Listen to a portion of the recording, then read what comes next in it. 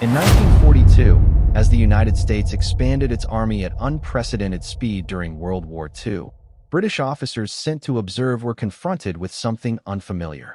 This was not a professional army in the traditional sense, but a rapidly constructed force built on methods that seemed chaotic, improvised, and deeply unconventional. Experienced British officers, many of whom had served since the early years of the war, arrived expecting to find discipline rooted in long-standing military tradition. Instead, they encountered a system that appeared informal, flexible, and at times lacking the rigid structure they associated with effective soldiering. American training environments often appeared relaxed compared to British standards. Soldiers addressed superiors differently, routines were less rigid, and discipline seemed less visible. To British observers, this raised serious questions about whether such an approach could produce effective combat units. The British Army operated under a system shaped by centuries of tradition. Drill, discipline, and hierarchy were central to its identity.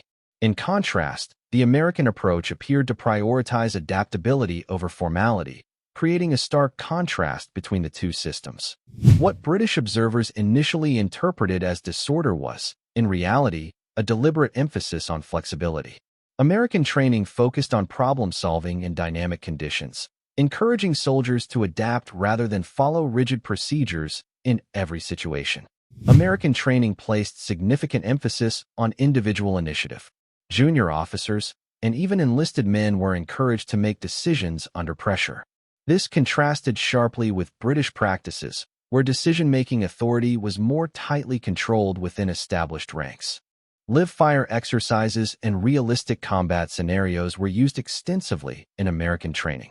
These methods exposed soldiers to battlefield conditions early, reducing the shock of combat and building confidence in chaotic environments. Initial British reports were often critical.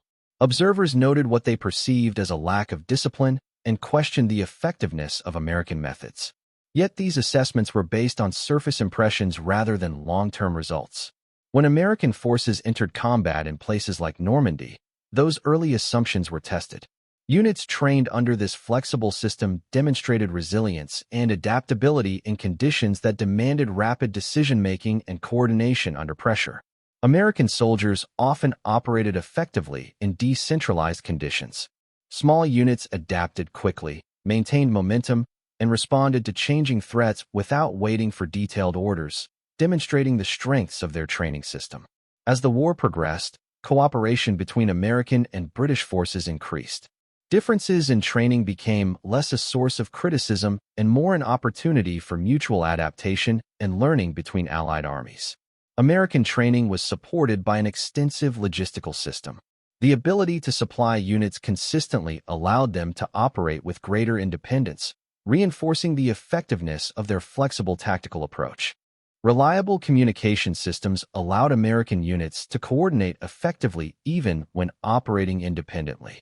This reduced reliance on rigid command structures and enabled faster responses to battlefield developments. Over time, British forces began to recognize the advantages of American methods. Elements of flexibility and decentralized decision-making were gradually incorporated into their own practices as battlefield realities demanded adaptation. Joint exercises between American and British units helped bridge the gap between their systems. Each side adjusted its approach, creating a more effective combined force capable of operating across diverse combat environments. Improvisation became a defining characteristic of American units. Soldiers adapted equipment and tactics in response to immediate challenges, demonstrating a level of flexibility that traditional doctrine often struggled to accommodate. The realities of modern warfare required soldiers to operate effectively in unpredictable conditions. The American training system, initially criticized for its lack of rigidity, proved well suited to this environment. As British officers observed American units in action, their perceptions began to shift. What had once appeared as disorder was increasingly recognized as controlled flexibility, designed to function under battlefield stress. In urban combat, open terrain, and defensive operations, American units demonstrated consistent effectiveness. Their training allowed them to adapt quickly, maintaining operational momentum across different combat scenarios. By the end of the war, it was clear that different training systems could achieve the same objective. American flexibility and British discipline each contributed to the overall success of Allied operations. American training placed heavy emphasis on physical conditioning and endurance. Recruits were pushed through demanding obstacle courses and field exercises designed not just to build strength, but to foster teamwork and resilience under stress, preparing them for sustained combat operations. While less formal in structure, American training was not without intensity. Instructors pushed recruits aggressively, focusing on results rather than appearance. The absence of traditional rigidity did not mean a lack of discipline. It reflected a different way of achieving it. Training emphasized small unit tactics, where squads operated independently under rapidly changing conditions. This approach prepared soldiers to make decisions at the lowest levels, increasing flexibility and reducing dependence on centralized command during combat. As reports accumulated, British officers began reassessing their early conclusions. Initial criticism gave way to a more nuanced understanding, recognizing that American methods were designed to address the realities of modern, fast-moving warfare.